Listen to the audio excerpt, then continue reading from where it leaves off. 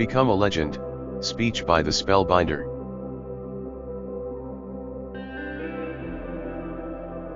Do not allow your fire to go out, sparked by irreplaceable spark in the hopeless swamps of the not quite, the not yet, and the not at all. Do not let the hero in your soul perish in lonely frustration for the life you deserved and have never been able to reach.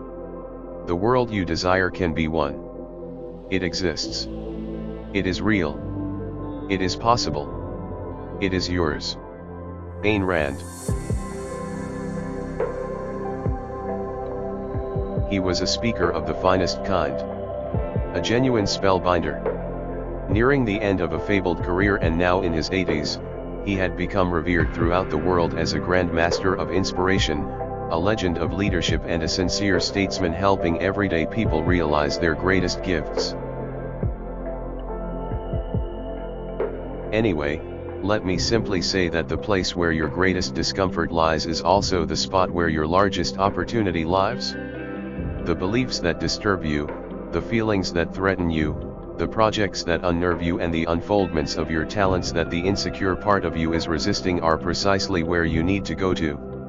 Lean deeply toward these doorways into your bigness. As a creative producer, seeker of personal freedom and possibilitarian.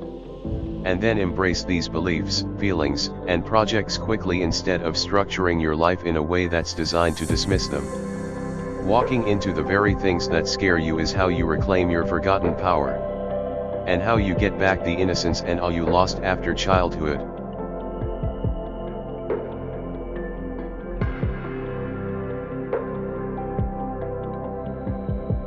Life's too short to play small with your talents, the spellbinder spoke to the room of thousands. You were born into the opportunity as well as the responsibility to become legendary.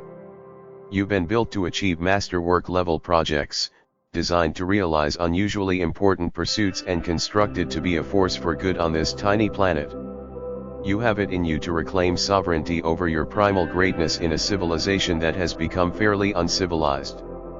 To restore your nobility in a global community where the majority shops for nice shoes and acquires expensive things yet rarely invests in a better self.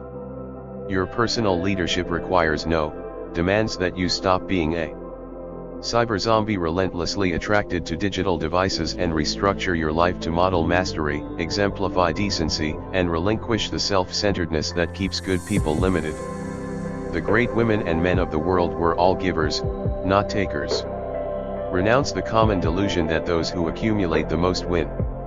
Instead, do work that is heroic that staggers your marketplace by the quality of its originality as well as from the helpfulness it provides.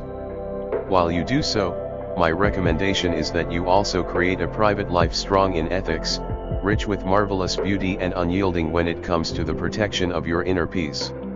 This, my friends, is how you soar with the angels.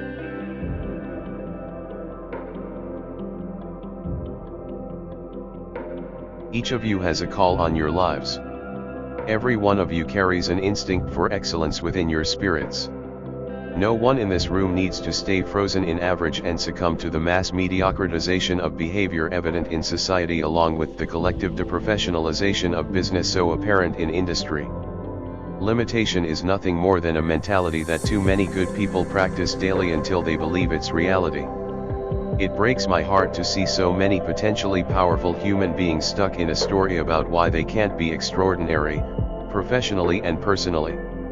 You need to remember that your excuses are seducers, your fears are liars and your doubts are thieves.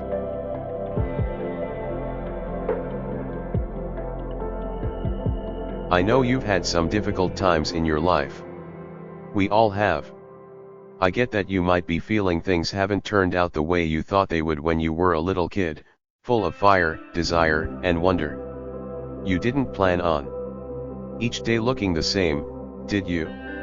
In a job that might be smothering your soul. Dealing with stressful worries and endless responsibilities that stifle your originality and steal your energy.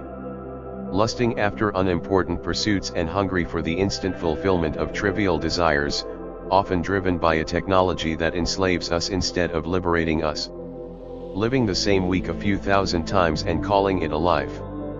I need to tell you that too many among us die at 30 and are buried at 80. So, I do get you. You hope things would be different. More interesting. More exciting. More fulfilling, special and magical.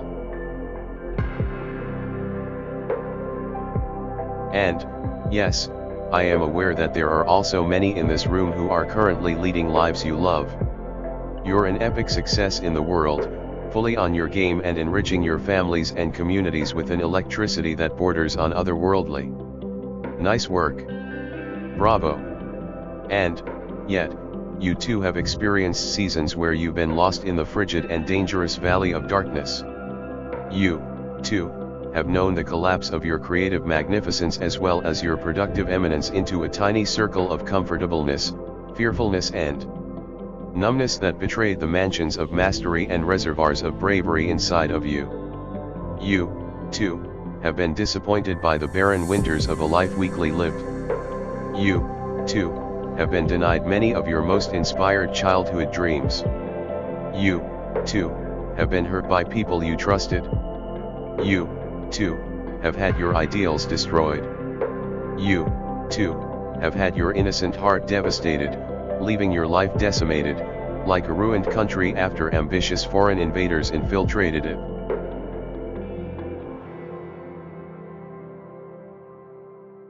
No matter where you are on the pathway of your life, please don't let the pain of an imperfect past hinder the glory of your fabulous future.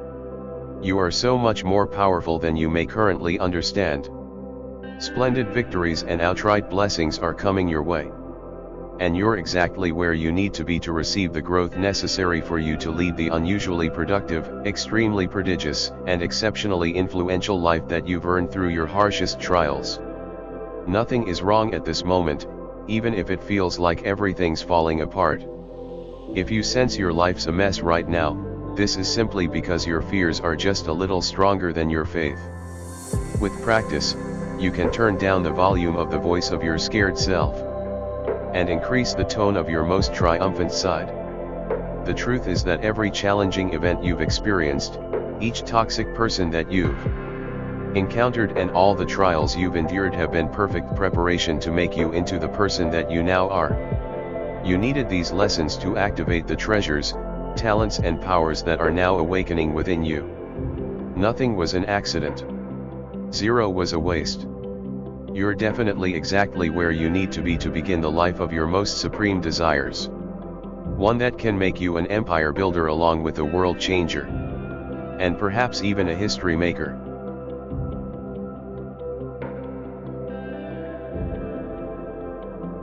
Society has sold us a series of mistruths, the spellbinder continued.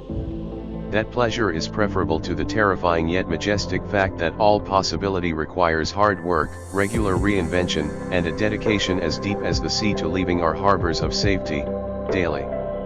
I believe that the seduction of complacency and an easy life is 100 times more brutal, ultimately, than a life where you go all in and take an unconquerable stand for your brightest dreams. World class begins where your comfort zone ends is a rule the successful, the influential, and the happiest always remember.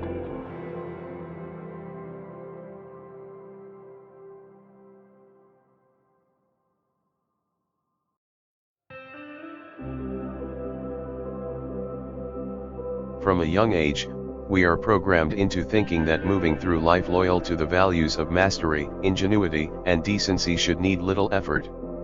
And so, if the road gets tough and requires some patience, we think we're on the wrong path, commented the spellbinder. Hard is good.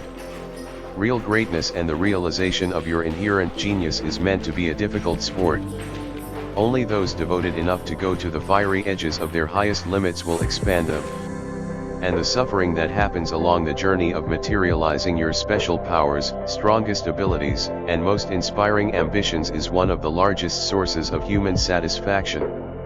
A major key to happiness and internal peace is knowing you've done whatever it took to earn your rewards and passionately invested the effortful audacity to become your best.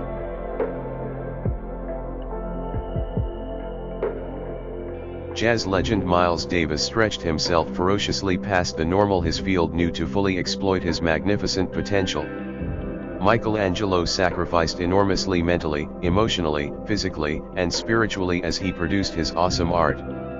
Rosa Parks, a simple seamstress with outstanding courage, endured blunt humiliation when she was arrested for not giving up her seat on a segregated bus, igniting the civil rights movement. Charles Darwin demonstrated the kind of resolve that virtuosity demands by studying barnacles. Barnacles for 8 long years as he formulated his famed theory of evolution.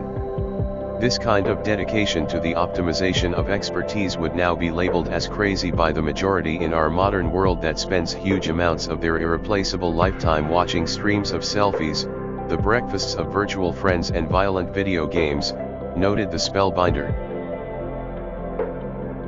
Stephen King worked as a high school writing teacher and in an industrial laundry before selling Carrie, the novel that made him famous, the aging presenter continued. Oh, and please know that King was so discouraged by the rejections and denials that he threw the manuscript he wrote in his rundown trailer into the garbage, surrendering to the struggle. It was only when his wife Tabitha discovered the work while her husband was away, wiped off his cigarette ashes, read the book and then told its author that it was brilliant that King submitted it for publication. Even then, his advance for hardcover rights was a paltry $2,500. And while Vincent van Gogh created 900 paintings and over 1,000 drawings in his lifetime, his celebrity started after his death.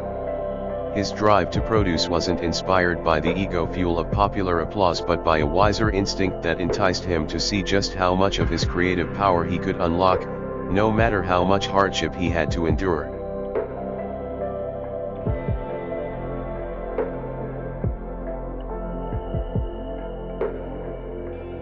Becoming legendary is never easy. But I'd prefer that journey to the heartbreak of being stuck in ordinary that so many potentially heroic people deal with constantly, articulated the spellbinder firmly.